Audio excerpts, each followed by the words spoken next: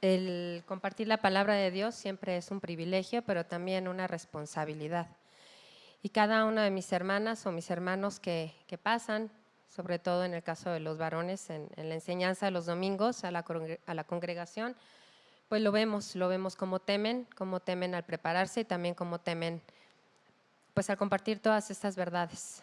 Entonces, pues quisiera agradecerle a Dios principalmente la oportunidad inmerecida, literal, de estar aquí y agradecerles también a ustedes, hermanas, a estas invitadas amadas también que vemos por acá, que hayan apartado este tiempo para venir con nosotros y aprender de la palabra de Dios. Y si me pudieran acompañar, por favor, a poner este estudio, esta conferencia en sus manos, por favor, y pues oremos. Señor, gracias por permitirnos reunirnos el día de hoy. Gracias porque anhelamos conocer más de ti, Señor. Pero conocer no solamente para aprender y llenar nuestras cabezas de más conocimiento, sino pues conocer que tú eres la fuente del verdadero contentamiento. Gracias por la vida de cada una de mis hermanas, de cada una de las invitadas que hoy se encuentran aquí y nos acompañan. Prepara nuestros corazones, por favor. Danos luz para poder entender tus verdades y aplicarlas en nuestras vidas. Todo esto te lo pedimos en el nombre de Cristo, nuestro Señor y Salvador. Amén. Ya aquí como spoiler, ya en la oración, ya les dije el título de nuestra conferencia, de nuestro estudio. Dios es la fuente del verdadero contentamiento. Y bueno, antes que nada, hermanas e invitadas, me gustaría hacerles una pequeña y muy gráfica pregunta. ¿Cómo se encuentran el día de hoy? ¿Bien? Perfecto. Pues sí, ciertamente esa es la pregunta que normalmente hacemos y la respuesta que normalmente recibimos. Bien, muy bien, gracias a Dios. Algunos pudieran decir, bueno, o algunas pudiéramos decir, muy bien, gozosa, con pruebas, ¿no? Pero gracias a Dios todo muy bien. O bueno, todo bien, el Señor está trabajando y fortaleciendo mi vida, pero todo muy bien. Incluso, bueno, yo quisiera preguntarles, ¿no será que ya estamos programadas para ese tipo de respuestas? Tanto para recibirlas como para hacerlas. Yo lamentablemente tengo el ejemplo, muy mal ejemplo, de una ocasión en donde esperando recibir esa respuesta, me respondieron mal. Y como uno ya está programado a contestar además de todo, ¡ay, qué bueno! Le contesté así, ¡ay, qué bueno, muy bien! Hasta que me di cuenta de que su respuesta no había sido esa. A lo mejor algunos de nosotros hemos contestado más profundamente. No sé, algo así como mal, no entiendo por qué me está sucediendo esto. O no muy bien, tengo gran dolor porque lo que está ocurriendo en mi vida no lo puedo entender. Muy preocupada, porque por más que trato y me esfuerzo y trato de resolver esta situación, siento que cada vez se pone peor. Es más como un alud, ¿no? Como una bola de nieve que cada vez se va haciendo más grande y no logro resolverlo. O sumamente triste, agobiada. He perdido el gozo, he perdido la paz y además de todo tengo tal incertidumbre porque no sé qué va a pasar en el futuro. Bueno, pues hoy estaremos viendo la vida de Ana, la madre del profeta Samuel, y veremos a partir de ella cómo Dios nos da contentamiento. Muchas veces a nuestros chiquitines en la escuela dominical hacemos el ejercicio de, bueno, esta palabra que has escuchado tanto domingo a domingo, ¿qué quiere decir? Porque luego repetimos palabras y no sabemos muy bien su significado. Bueno, contentamiento quiere decir lo suficiente, lo necesario. Y entonces hoy vamos a ver cómo Dios nos da contentamiento, es decir, lo suficiente o lo necesario, y consuela el corazón afligido de quien depende y confía en Él. Y nos vamos a centrar en el primer libro de Samuel, en el capítulo 1, versículos del 1 al 18. Les voy a dar oportunidad ahí que rápidamente, no tan rápido, pero sí puedan estar en esa porción de las Escrituras. Algunas citas, hermanas, por cuestión de tiempo, las iré leyendo yo para que no nos llevemos tanto tiempo. Pero bueno, entonces espero que por ahí ya estemos. Primer libro de Samuel, capítulo 1, versículos del 1 al 18. Y entonces vamos a ver en primer lugar como si no dependemos y no confiamos en Dios, viviremos en aflicción y desconsuelo. Y eso lo vamos a ver en primer libro de Samuel, capítulo 1, del versículo 4 al 8. Y en segundo lugar, vamos a ver que si dependemos y confiamos en Dios, vamos a vivir en contentamiento y paz.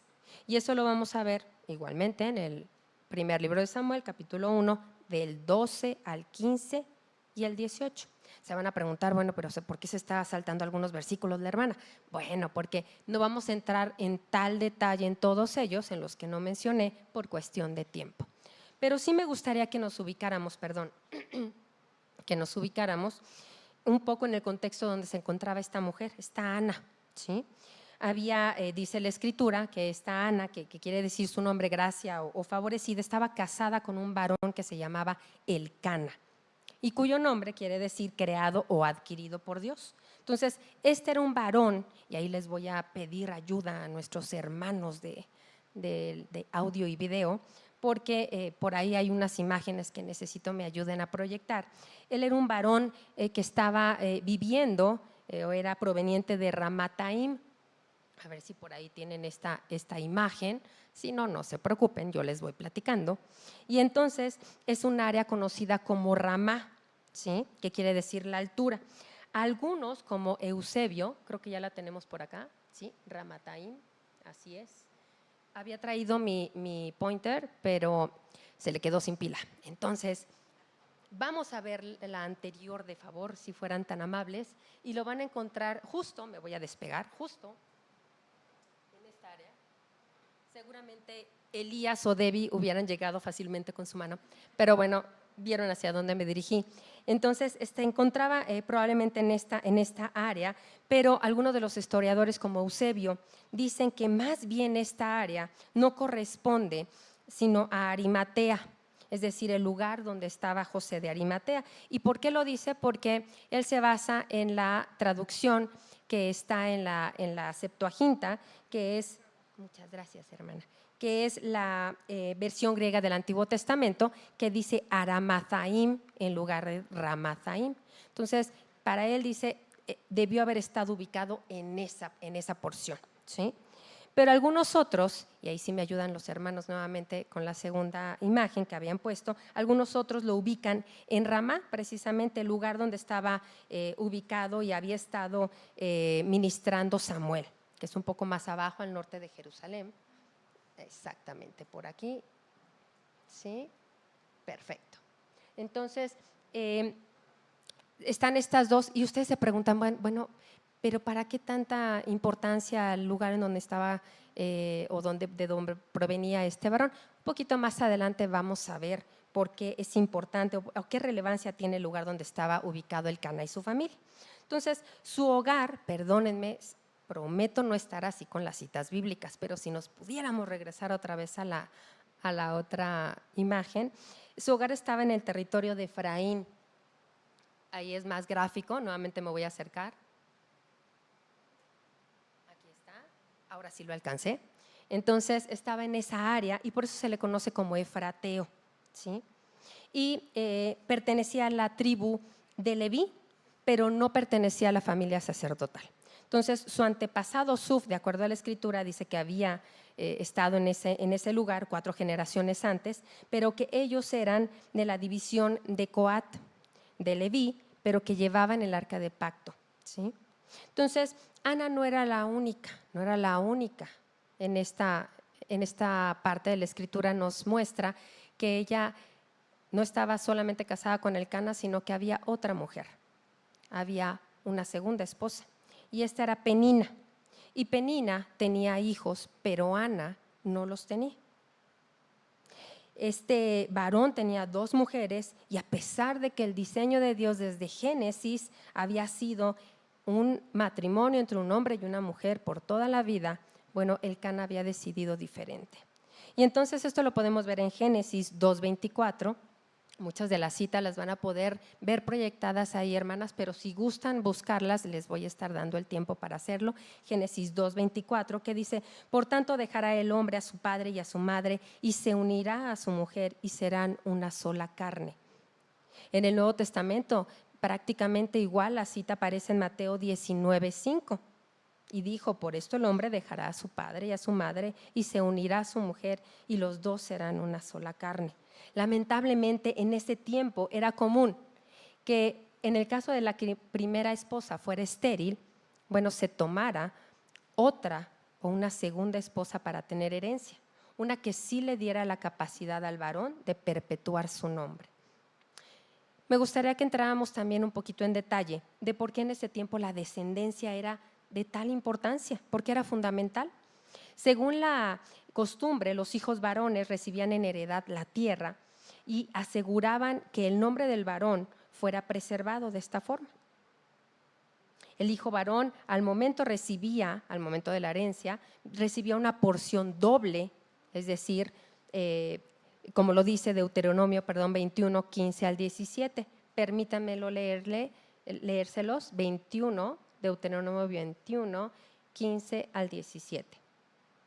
Si un hombre tuviere dos mujeres, la una amada y la otra aborrecida, la amada y la aborrecida le hubieran dado hijos, y el hijo primogénito fuere de la aborrecida, en el día que hiciere heredar a sus hijos lo que tuviere, no podrá dar el derecho de primogenitura al hijo de la amada, con preferencia al hijo de la aborrecida, que es el primogénito. Mas al hijo de la aborrecida reconocerá como primogénito para darle el doble de lo que le corresponde a cada uno de los demás, porque él es el principio de su vigor y suyo es el derecho de la primogenitura. Ahora, si no había hijos varones, entonces las hijas podían también heredar la tierra. Y esto lo podemos ver en Números 27:8. Números 27:8. Y a los hijos de Israel hablarás diciendo, cuando alguno muriere sin hijos, traspasaréis su herencia a su hija.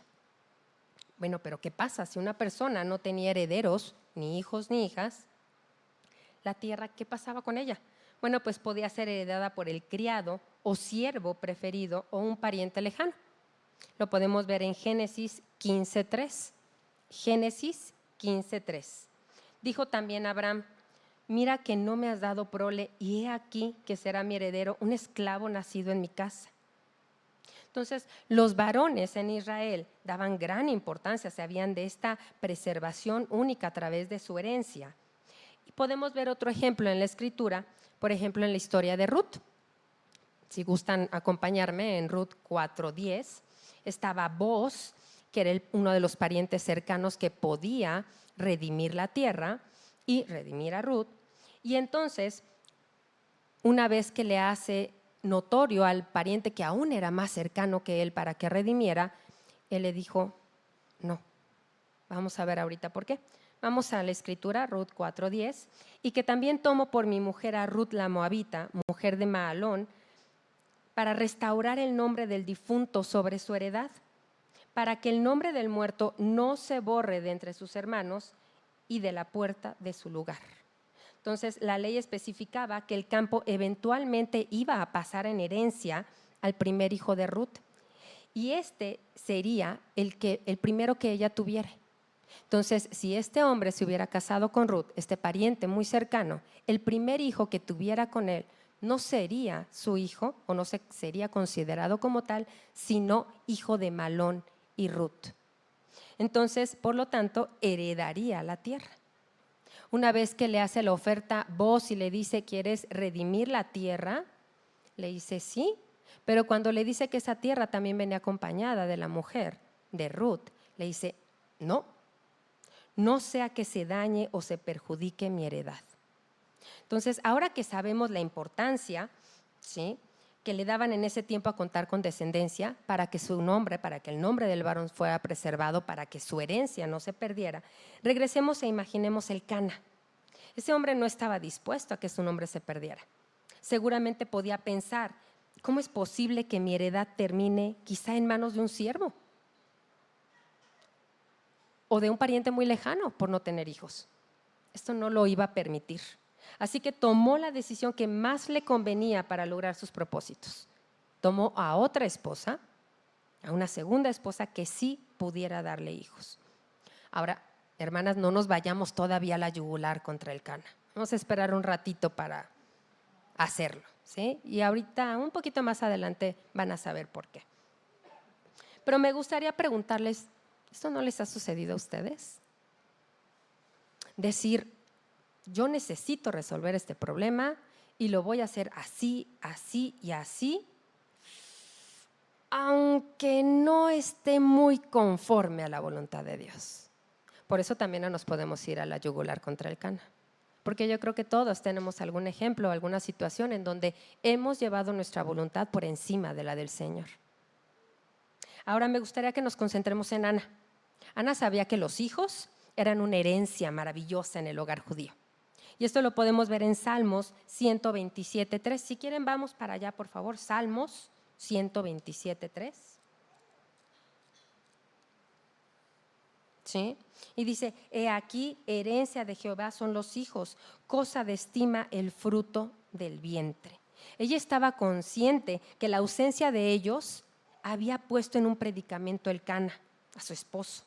Muchas veces ha de haber pasado por su mente, si no le doy hijos, el nombre de mi esposo no se va a preservar. Su herencia podría perderse. Seguramente por el tiempo en que todavía no existía en la ecuación penina, ella sufría grandemente y tenía gran presión al no poder dárselos. Yo me la puedo imaginar pensando, no sirvo, no soy suficiente. Lo amo tanto, pero no puedo darle lo que más él quiere, lo que más él necesita. O con la duda quizás, seguramente soy una decepción para mi esposo. En ese tiempo la incapacidad de ser madre, de tener hijos, significaba también una maldición de parte de Dios, mientras que tenerlos era señal de bendición divina. Vamos a Deuteronomio 7, de 12 al 14, por favor. Deuteronomio 7, del 12 al 14. Y dice así, y por haber oído estos decretos y haberlos guardado y puesto por obra, Jehová tu Dios guardará contigo el pacto y la misericordia que juró a tus padres. Y te amará y te bendecirá y te multiplicará y bendecirá el fruto de tu vientre y el fruto de tu tierra, tu grano, tu mosto, tu aceite, la cría de tus vacas y los rebaños de tus ovejas en la tierra que juró a tus padres que te daría. Bendito serás más que todos los pueblos. No habrá en ti varón ni hembra estéril, ni en tus ganados. Entonces, en resumen, en Ana había un gran anhelo, ser madre. Un buen propósito, proveerle de esos hijos el Cana para que su nombre no se perdiera, para que su heredad tampoco lo hiciera. Y había una gran desesperación porque esto no sucedía. Mientras que el Cana tenía una gran ansiedad al respecto, prácticamente por los mismos motivos. Así que es muy probable que Ana fuera la primera mujer.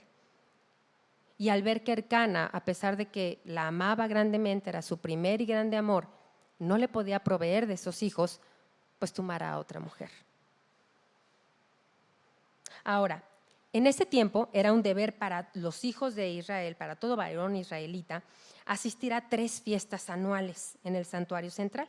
Esto lo podemos ver en Éxodo 23, del 14 al 17. Si gustan apuntarlo, no lo voy a leer completo, pero les voy a dar el resumen. Estas fiestas eran la fiesta de los panes sin levadura, la fiesta de la siega y la fiesta de la cosecha. Y Elcana, el esposo de Ana, fielmente asistía con regularidad a estas fiestas, con sus esposas. Esta fiesta en particular a la que asistieron probablemente era la fiesta de los tabernáculos, la de la cosecha, que se efectuaba más o menos en septiembre y octubre. Recordemos que en ese tiempo el tabernáculo de reunión se encontraba en ese tiempo en Silo, que significa lugar de descanso en hebreo. Ahora, ¿se acuerdan de la ubicación y por qué estuvimos viendo por qué era Aramathaim y no por qué era Ramá? Bueno, porque en esas ubicaciones recorrer la distancia de ahí a Silo significaba, en el caso que estuviera en Aramathaim o Ramathaim, que eran 50 kilómetros a recorrer. Y en el caso de que fuera Ramá, tendrían que recorrer 25 kilómetros. De repente, al menos en mi caso, me gusta mucho hacer referencia como los lugares que abarcan esos kilómetros, ¿no? Y más o menos sería este. De aquí a Tlanepantla, ¿sí? No sé si ustedes ubican el Panteón Jardines del Recuerdo, que tiene un Cristo enorme. Bueno, esos 25 kilómetros serían de aquí a allá. Y los 50 de aquí a allá y de regreso. En cualquiera de los dos casos donde se encontrara el Cana y su familia, era una muy buena distancia a recorrer. Hoy en día, pues sí, yo sé, las inclemencias del tiempo, el tráfico, los accidentes, etcétera, hacen tortuoso cambiar de lugar y de ir de un lado a otro, pero tenemos muchos medios: Uber, camión, pecero, metro, suburbano, etcétera. Bueno, en ese tiempo solamente tenían la forma de desplazarse era mediante caminando, algún animal de carga, algún burro, algún camello, algún buey, o los muy pudientes, aquellos que pertenecían a la realeza, en carruajes. La escritura no nos marca que el Cana y su familia fueran así. Entonces, imagínense recorrer esa distancia con sus esposas. Seguramente ha de haber sido tortuoso, ¿sí? Pero su devoción hacía que año con año él se desplazara y fuera a adorar y ofrecer sacrificios a Jehová de los ejércitos. Hermanas, una pregunta. ¿No ven la contradicción aquí en el Cana? No faltaba a una de esas fiestas. Iba con sus esposas puntualmente a adorar al Señor, pero su corazón estaba lejano del Señor. Sus labios aparentemente lo adoraban, pero su vida decía otra cosa. Había tomado en sus manos la decisión y había dicho: voy a resolver este problema de infertilidad de mi esposa trayendo en contra de la voluntad de Dios a una segunda mujer. Su corazón estaba lejos del Señor verdaderamente. Pero todavía no nos vayamos a la yugular. Ay, aguanten. Yo sé que ya queremos empezar ahí, quizá a juzgarlo, pero esperemos un poco, ¿sí? Entonces, él sabía que este Señor, que este Jehová de los ejércitos debería de recibir toda la adoración, por eso lo hacía. Sabía que era el creador, sustentador, que era soberano, es decir, todo depende de él y nada sale fuera de su control. Solamente que no le había podido proporcionar hijos por parte de Ana.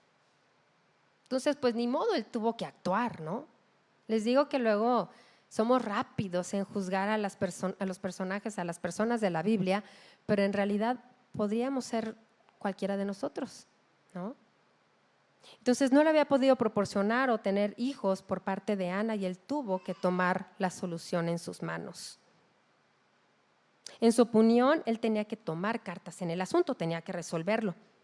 Y aparentemente, habiendo tomado a Penina para asegurar su descendencia, había resuelto su problema, ¿sí? Había evitado que su nombre muriera con él, que su herencia en la tierra prometida desapareciera, pero su desobediencia iba en contra de la voluntad de Dios e iba a traer, como veremos un poquito más adelante, grandes y fuertes problemas entre estas dos mujeres, Ana y Penina, porque siempre va a haber consecuencias cuando se transgrede la ley de Dios. Ya estamos ubicados, ya sabemos quién era Ana, ya sabemos cuál era su contexto, su familia, quién estaba constituyendo a su familia, y ahora vamos a ver el punto número 1. Vamos a ver cómo si no dependemos y no confiamos en Dios, viviremos en aflicción y desconsuelo. Déjenme leer la porción de la Escritura, pero si gustan acompañarme, por favor, vamos a primer libro de Samuel, capítulo 1, versículo del 4 al 8. Les voy a dar tiempo para llegar ahí, por favor. Primer libro de Samuel, capítulo 1, versículos del 4 al 8. Y dice así: cuando llegaba el día en que el Cana ofrecía sacrificio, daba porciones a Penina, su mujer, y a todos sus hijos e hijas. Pero a Ana le daba una doble porción, pues él amaba a Ana, aunque el Señor no le había dado hijos. Y su rival, la provocaba amargamente para irritarla, porque el Señor no le había dado hijos. Esto sucedía año tras año. Siempre que ella subía a la casa del Señor, la otra la provocaba. Y Ana lloraba y no comía.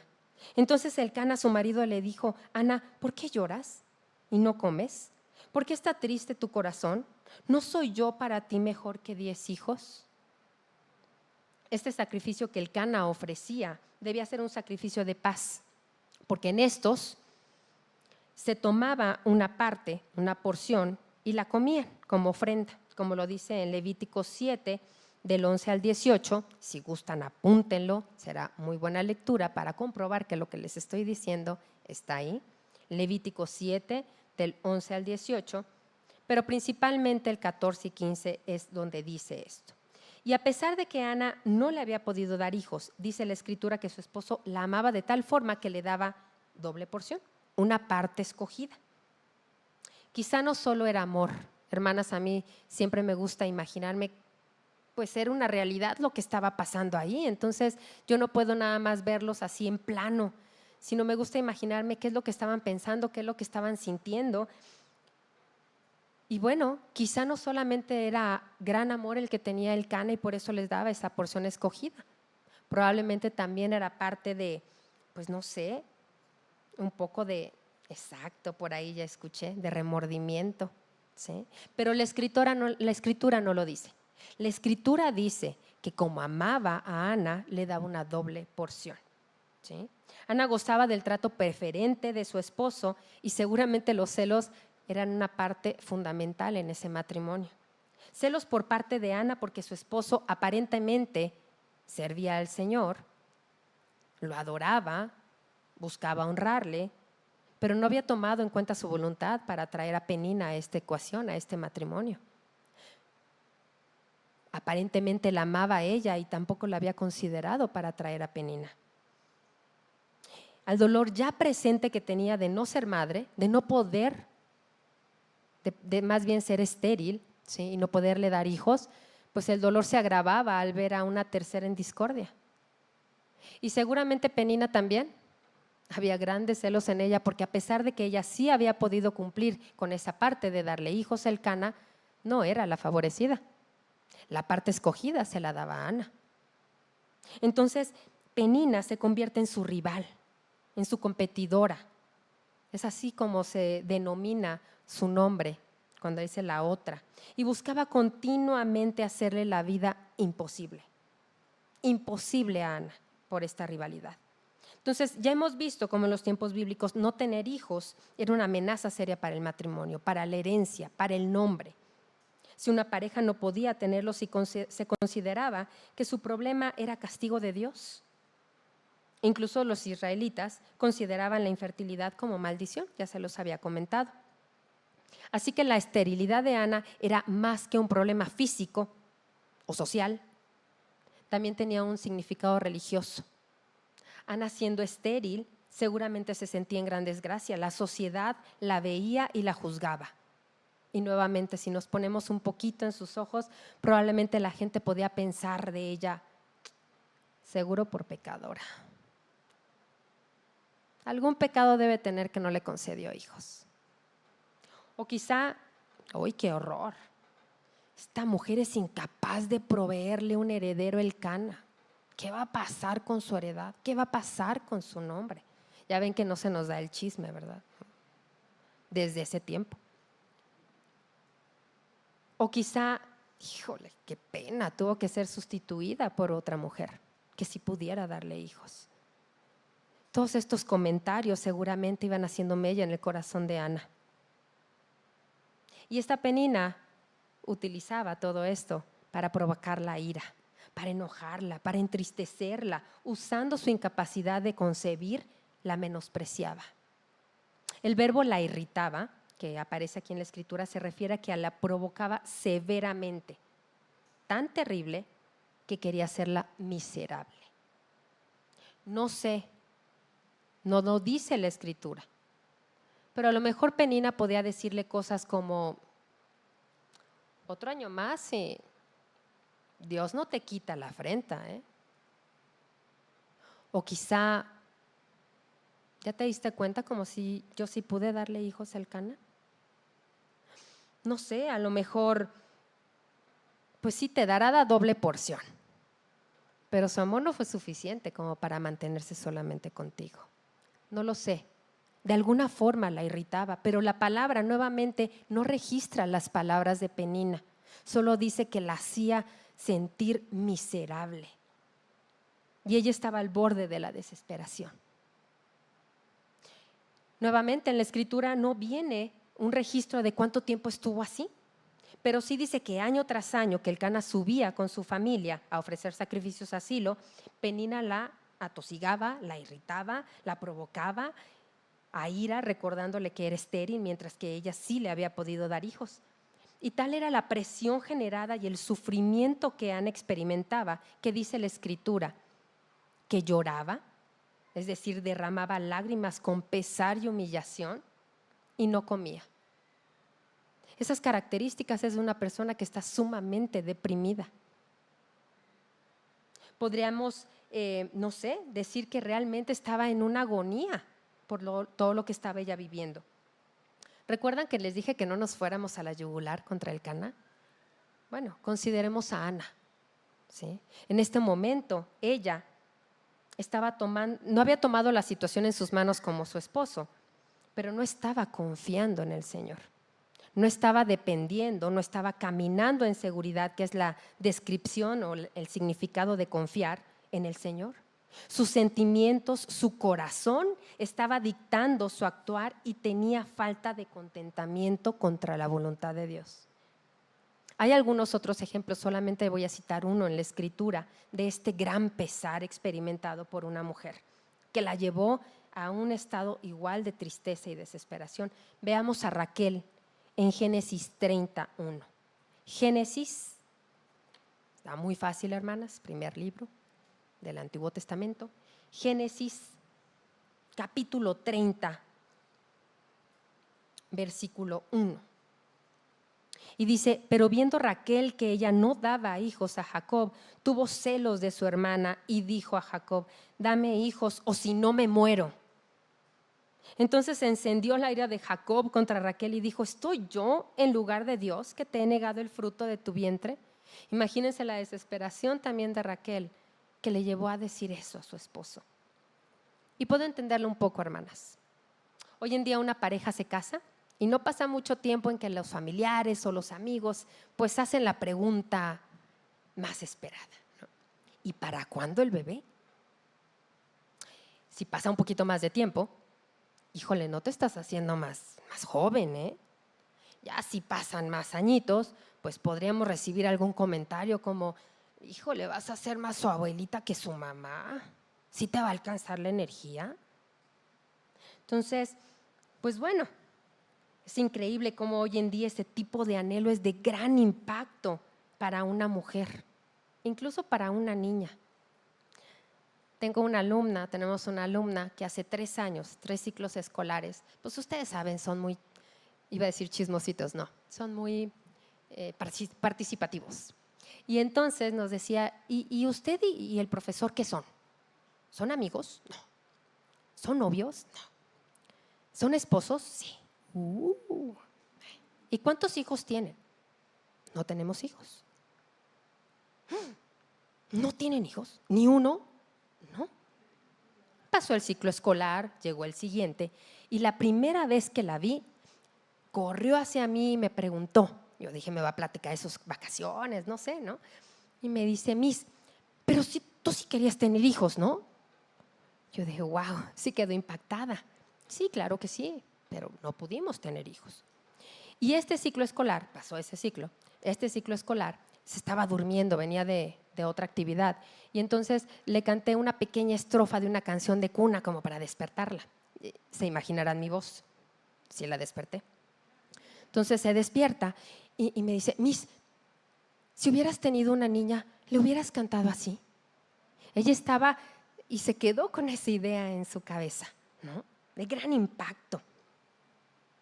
Hoy en día no tiene las mismas implicaciones la esterilidad que en ese tiempo, pero a veces esa presión externa más el anhelo interno insatisfecho llegan a ser una carga muy fuerte. Llegan a ser un dolor muy grande a soportar. Muchas veces esta falta de contentamiento trae la queja. Y aquí tengo que confesarlo, hermanas. Alguna vez me encontré diciendo, ¿por qué esta mujer? A esta mujer sí le concedieron ser madre. Si es así y así y así. ¿Por qué Dios no me concedió a mí ser madre? Y sí, eso comprueba que la falta de contentamiento trae la queja. Ana veía pasar el tiempo y su espera no había traído el fruto que ella deseaba. Anhelaba ser madre y depositaba su felicidad, ojo, depositaba su felicidad, su plenitud, su confianza, su llenura y satisfacción, sí y solo sí en ser madre. Y por fin ser capaz de proveer un heredero a su esposo y con ello parar el maltrato de Penina, que fuera señalada por la sociedad, por pecadora. Pero había dejado de considerar, hermanas, lo más importante. Al momento, lo que estaba viviendo Ana era la voluntad soberana de Dios. Y lo voy a repetir, al momento, lo que estaba viviendo Ana era la voluntad soberana de Dios. Era algo que Él había permitido y había determinado que Ana viviera. Pero ella había dejado que ese anhelo no cumplido, ese anhelo de ser madre, el ser señalada por la sociedad, por su esterilidad, el maltrato que recibía, le quitaran su paz, le quitaran su gozo. Y su falta de contentamiento era notorio, visible, tan evidente que terminaba llorando y dejaba de comer. Nada que no fuera el cumplimiento de su anhelo podía darle paz. Tal es así que su esposo, viendo que después de bastante tiempo Ana seguía entristeciéndose de la misma forma, le pregunta, ¿y por qué está afligido tu corazón? ¿No te soy mejor yo que 10 hijos? Quizá parafraseando, el Cana lo que quería decir es, ¿mi amor no te es suficiente? Pero no lo era. Ahora, el término afligido quiere decir en el original gran dolor en algunos textos. Pero en este en particular es un modismo empleado que refleja ira, no tristeza. No era extraño que el amor de este varón no fuera suficiente para Ana, nada lo era. Había depositado su felicidad y su plenitud en concebir. Había dejado de depender y de confiar en Dios, de depender y caminar en seguridad con Dios como la fuente de su verdadero consuelo. Había dejado de confiar y de depender en Dios como la fuente de su verdadera felicidad. Había dejado de depender y de confiar en Dios como la única fuente de contentamiento. Pero hermanas, pues ya ¿qué nos queda? No nos vayamos ni a la yugular con el Cana ni con Ana, porque también a nosotros nos toca. Si somos honestas y contestamos fielmente la pregunta ¿cómo estás? Seguramente tendríamos que reconocer que en algún punto hay insatisfacción o desacuerdo o tristeza o enojo o preocupación por lo que nos está sucediendo. Quizá hemos dejado que la situación que enfrentamos, esa situación que no podemos resolver, esa situación en la que no hemos dependido de Dios, esa en la que no hemos confiado plenamente en Él, nos lleva a estar decepcionadas. Si tan solo pudiera tener hijos, entonces sí sería feliz. Si tan solo no estuviera enferma, entonces sí sería feliz. Si tan solo no hubiera perdido a este familiar tan amado para mí, entonces sí sería feliz. Si tan solo pudiera tener un mejor trabajo que me permitiera sostener a mi familia de mejor manera, entonces sí sería feliz. Si tan solo pudiera encontrar un varón que me guiara en matrimonio, que me guiara, me protegiera, entonces sí sería feliz. Si tan solo mi esposo me amara, entonces sí sería feliz. Si tan solo mis hijos fueran salvos, entonces sí sería feliz. No estamos hablando de anhelos pecaminosos, ninguno de estos que acabo de citar lo es. Pero estamos hablando de basar nuestra felicidad en ellos, en que se cumplan antes que se cumpla la voluntad de Dios. Nuestros anhelos y deseos por encima de la voluntad de Dios. Sujetamos nuestro contentamiento al cumplimiento de esos anhelos, de nuestra voluntad. ¿sí? Algunos vamos a encontrar y a enfrentar infertilidad. Algunas vamos a enfrentar enfermedad, pérdida, carencias, soledad y desamor. ¿Sí? Pero nuestra felicidad no debe estar en función de lo que vivimos. Nuestra felicidad no debe estar en función de lo que tenemos o de lo que no tenemos. El Señor ha determinado, y no se ha equivocado, el Señor ha determinado nuestra condición. Y si dejamos de depender y de confiar, es decir, de depender caminando en seguridad con Dios, esto no solo va a ser otra cosa, sino llevarnos a la aflicción, como Ana, al desconsuelo, porque no vamos a lograr lo que tanto anhelamos. Proverbios 28:26 lo dice así. Si gustan acompañarme, Proverbios 28:26. Proverbios capítulo 28, versículo 26. Y dice: el que confía en su propio corazón es necio, mas el que camina en sabiduría será librado.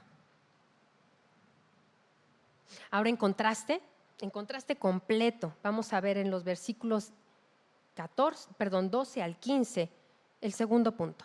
Si dependemos y confiamos en Dios, viviremos en contentamiento y paz.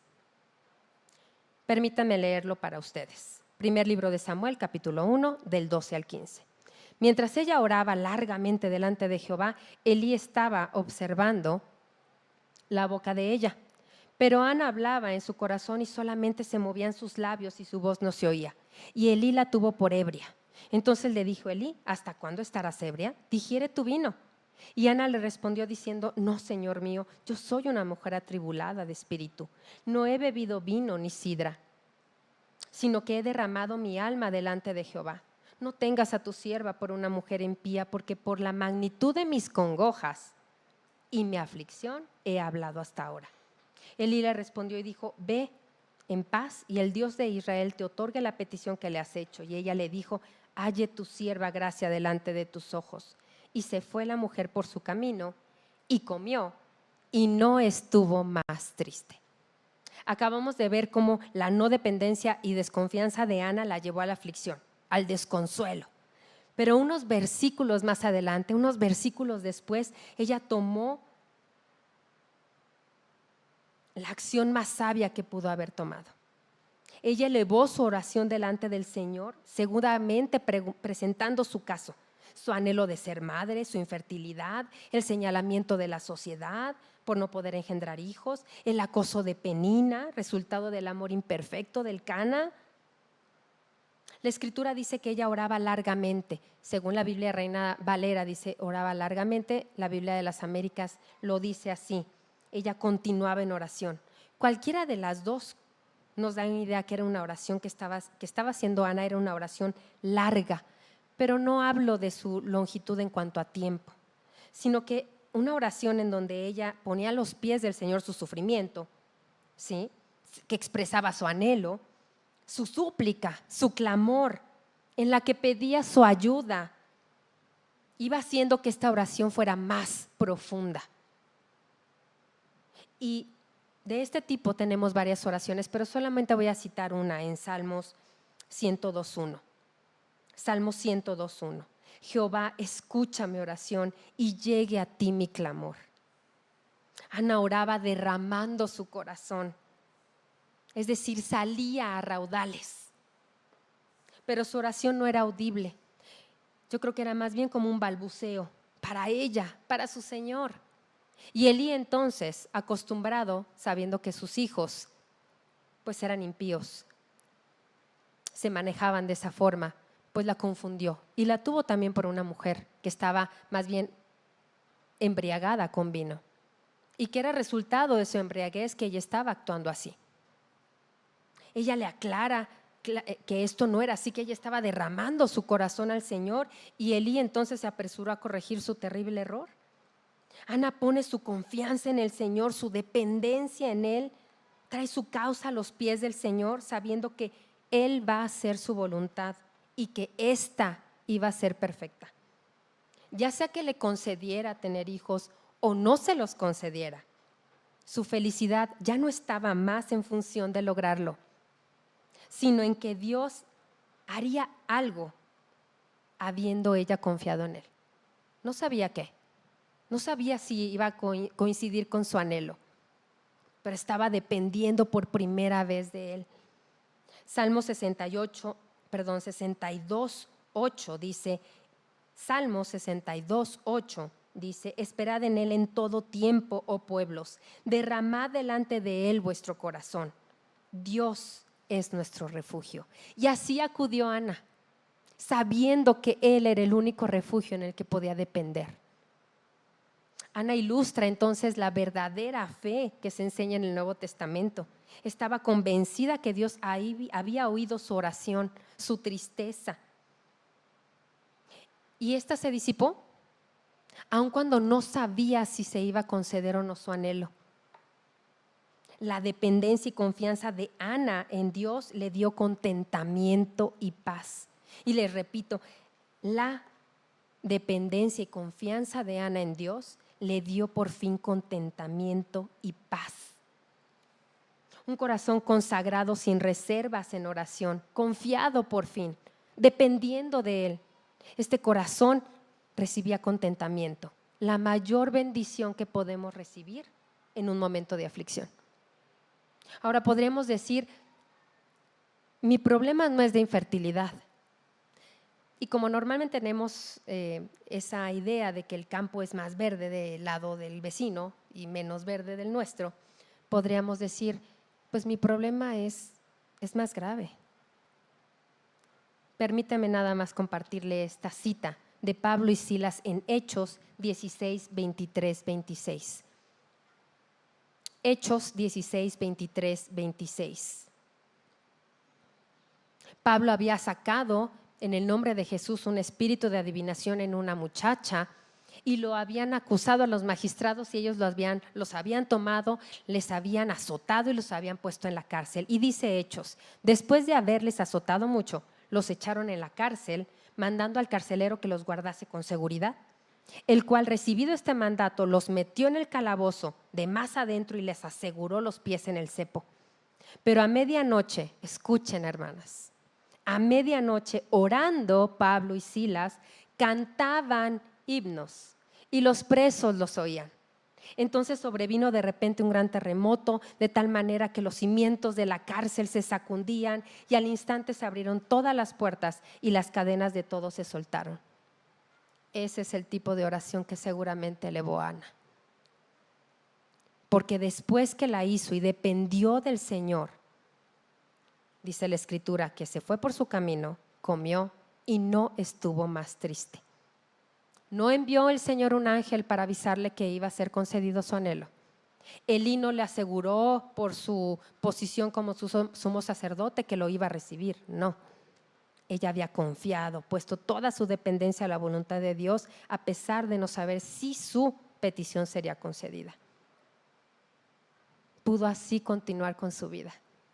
Ya no más derrotada, ya no más señalada, ya no más triste, plena en el Señor.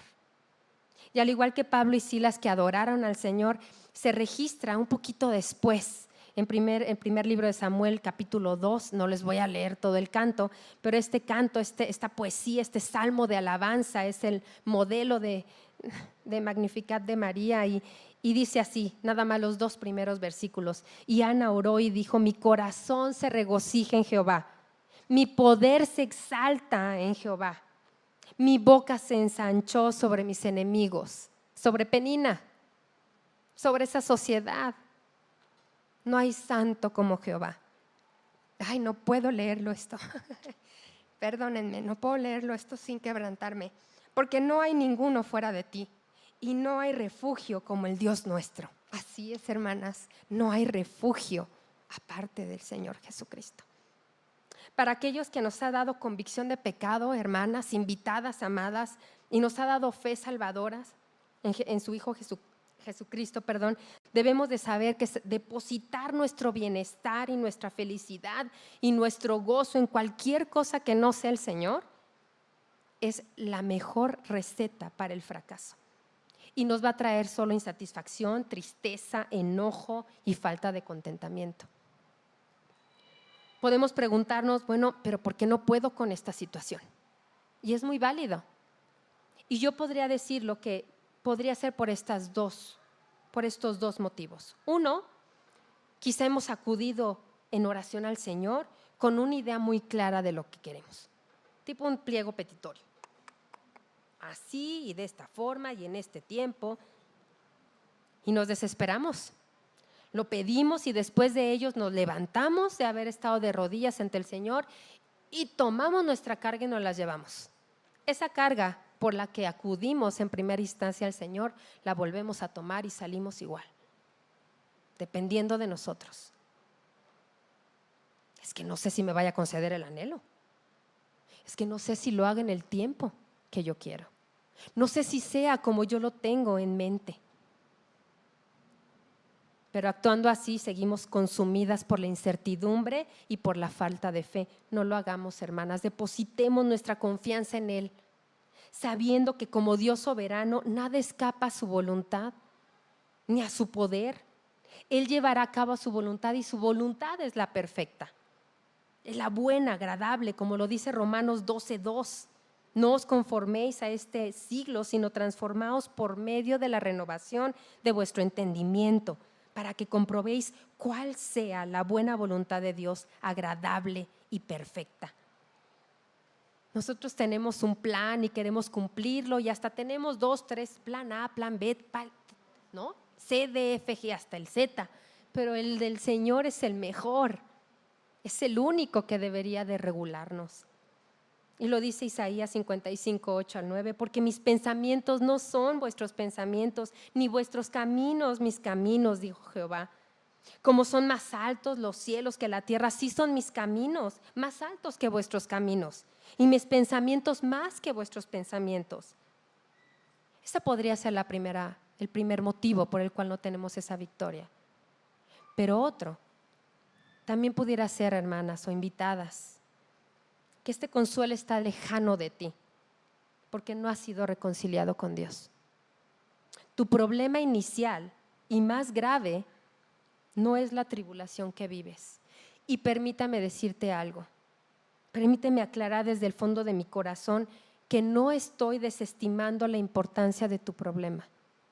No lo estoy haciendo. Pero hay algo más grave que tú tienes, y esa es la separación que tienes con el Padre. Tienes un problema porque quizás has acudido a Dios sin haberte arrepentido de tus pecados. Quizás has acudido a Él sin tener una relación personal con Dios, con Jesús como Señor y Salvador. No tienes un compromiso ni un sometimiento a Él. ¿Cómo le vas a pedir si no hay una intimidad entre tú y Él? ¿Cómo escuchará tu oración si no somos sus hijos? ¿Cómo rendirás tu corazón y tendrás confianza en Él, esa dependencia, esa seguridad en Él si no le conoces?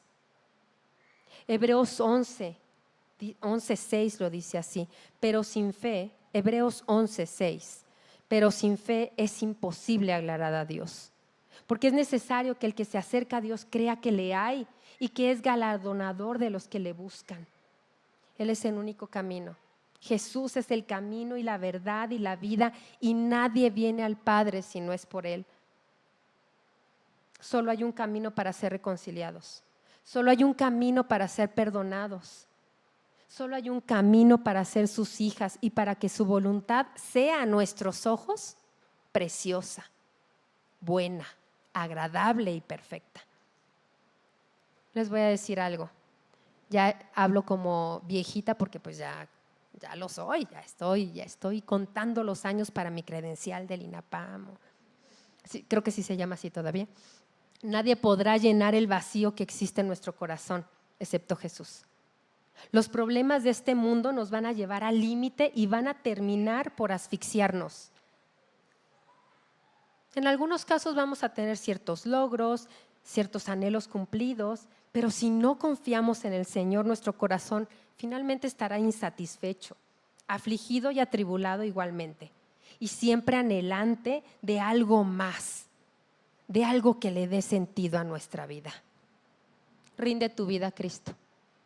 Rinde tu vida al Salvador Jesucristo. Y entonces confiemos, hermanas, con todo nuestro corazón dedicado al Señor para poder contestar esta pregunta: ¿cómo estás? Estoy bien. Pero no estoy bien porque estoy ocultando mis anhelos guardados, no cumplidos, insatisfechos. No, estoy bien porque se está llevando a cabo la voluntad de Dios. Y pudiera no ser mi vida perfecta, pero el Señor se está glorificando a través de ella. Y entonces podamos decir como Mateo en 6:10: venga tu reino, hágase tu voluntad como en el cielo, así también en la tierra. Hay anhelos correctos, hermanas, pero no necesariamente son voluntad de Dios. Podemos fantasear, romantizar y pensar que nuestra voluntad pareciera la única para hacerle manita de puerco, pero en realidad la única que nos va a proveer de la verdadera paz, de contentamiento, es la voluntad del Señor. Demos gracias a Dios por la oportunidad de tener en Él la verdadera paz, el verdadero contentamiento, no como la del mundo, sujeta a las condiciones que se presentan, tan volátil y cambiante que no podemos confiar en ella. Como ahorita, pensábamos en el sol, ¿no? Precioso, maravilloso, y ya nos cayó la lluvia. Así de volátil es la vida, las circunstancias, no podemos depender en ellas. Dependamos del único que nos puede dar ese contentamiento y ese gozo y esa paz. Oremos, hermanas. Señor, te agradecemos por tu bendita palabra, porque te ha placido dejarla para que procedamos al arrepentimiento, al conocimiento de ti, de tu preciosa voluntad, que es buena, agradable y perfecta. Te pedimos que en ella encontremos el consuelo a nuestras tribulaciones, que confiando en ella podamos abandonar todo desaliento, toda tristeza, toda desesperación por la que estemos pasando, que podamos estar seguros que lo que estás permitiendo en nuestras vidas nos acerca más a ti. Tiene el propósito de conformar nuestro carácter a la imagen de tu Hijo Jesucristo. Que tú actuarás en nuestras vidas en perfección y cumplirás tus propósitos en nosotros, y tus propósitos y tus planes son perfectos, no así lo de nosotros. Todo esto te lo pedimos y te lo agradecemos en el nombre de tu Hijo Jesucristo, nuestro Señor y Salvador. Amén.